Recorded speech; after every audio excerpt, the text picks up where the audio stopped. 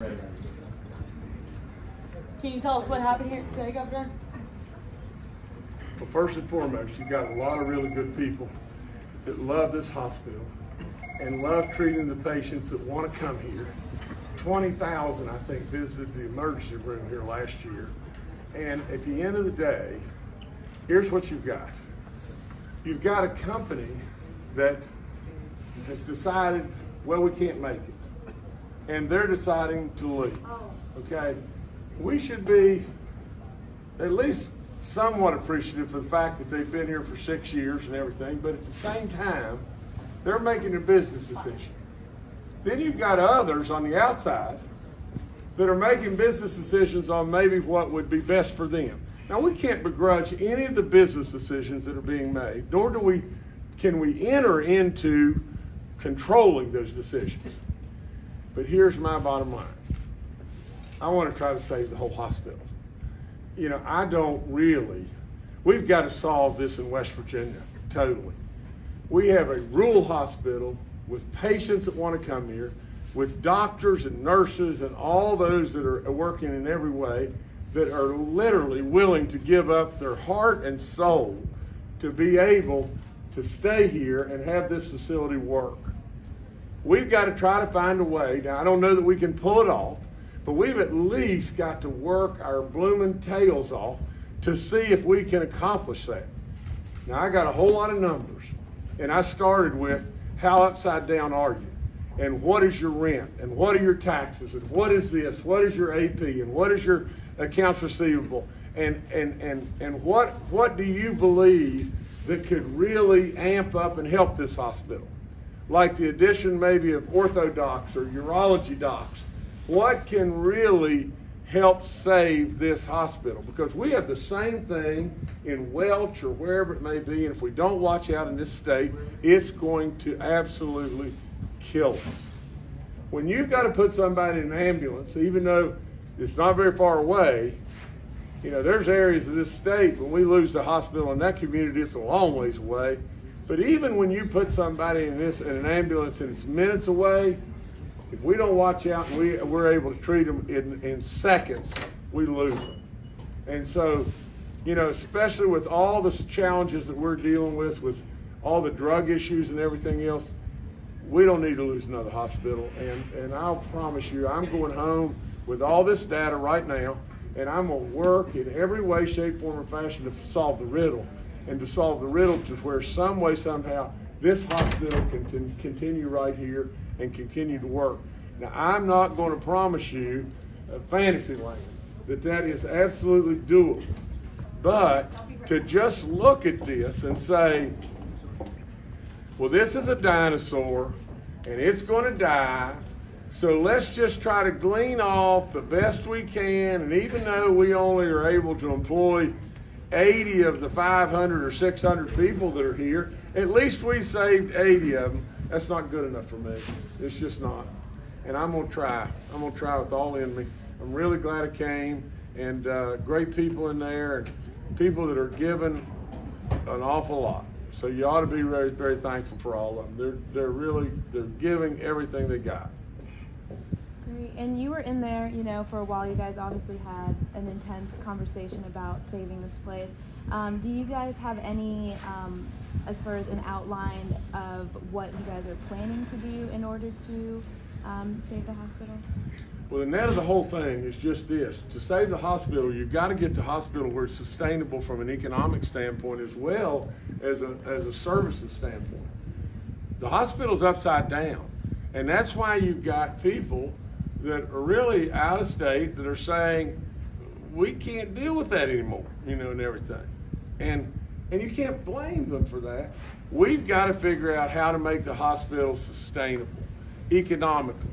And so that's right in my wheelhouse. Remember, I'm not a politician, I'm a business guy. It's right in my wheelhouse. I got it now. I understand it. I see what has to be done. Now, you got to give me just a couple of days to see if I can work something out. Is there any update on the Rural Hospital Task Force that you were talking about? Well, I mean, not an update any more than just this. I realized that there was a major problem. And if we don't watch out, we're going to lose hospital after hospital after hospital. So I brought the 4 major players together. and that was Mon General, WVU, Cabell Huntington, and CAMC, okay? And I said, we got to figure this out. That's all there is to it. We got to figure it out, and we got to figure it out quickly. Well, they're working at it, and they're also bringing the smaller hospital representatives, and they're working at it. But look, we don't have time. We don't have time here. That's all there is to it. And so I'm here, and I'm working on it, and like I said, this is my wheelhouse. Just give me a couple days. Governor, what if you're unable to save it? What about mergers, acquisitions? I mean, the consumer, how would this impact them? Because, you know, obviously less competition in a way, higher prices. Well, let's hope and pray that's not the case. But the net of the whole thing is we will provide health care to the residents of Marion County. And we will try to save every single job we can save. But that, to me, is not the answer today. You see, that's basically saying, we're going to take care of everybody, but you may have to drive a good little ways to get to your care. And in addition to that, we're going to save as many jobs here as we can, but 400 plus of you may have to go down the road and find something else somewhere else. That's not the answer to me today. Now, that may ultimately be the only answer, but today, I'm going to try with all in me to not have that become the answer. Now, Thomas Memorial filed for bankruptcy. Williamson had some layoffs. I mean, this is happening all throughout the state, even across the border in Kentucky, Our Lady of Bellefonte. Why should people not be afraid? They should be afraid. You know, when it really boils right down to it, if we don't take this thing on head on right now and try to find a solution, we're going to lose hospitals all across our state. And when we lose hospitals all across our state, we got a problem like you can't imagine. And we don't need to have that happen. That's why I formed a task force. That's why I'm on it, and I am on it hook, line, and sinker. So we're going to find a solution. Do you think WVU working with Marshall will help kind of the healthcare problems? Listen, WVU and Marshall are great. And we should all recognize that. And they're absolutely trying to do the great stuff and everything. But government needs to step in and assist in every way we can. Private sector needs to step in. Absolutely, from a humanitarian standpoint, we got to go to work and really, really get after this. So what would your general message to employees here be today? Just give me a few days. Give me a few days. I hope and pray that I can bring you an outcome that's a lot different than where we stand today. So right now, the hospital is not closing in your eyes. You're going to try everything you can do in the next couple days.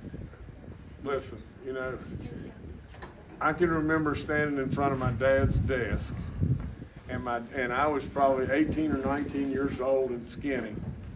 You need to get this.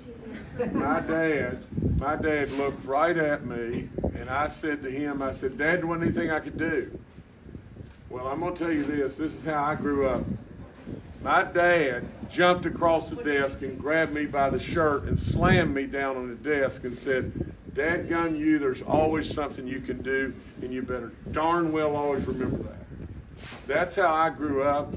My dad was my best man, my best friend, my best man at my wedding and everything, and my best buddy. But I am telling you right now, we were raised to not give up.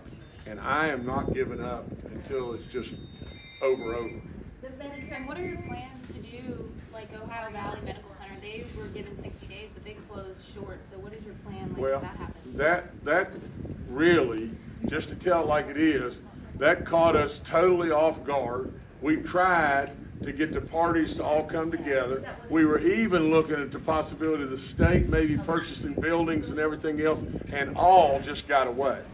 Remember, these are private entities that are operating here.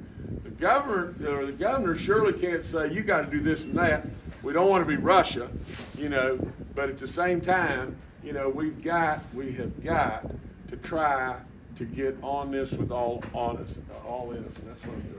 Listen, I got to run. Y'all be good. God bless all of you. Give me 2 or 3 days.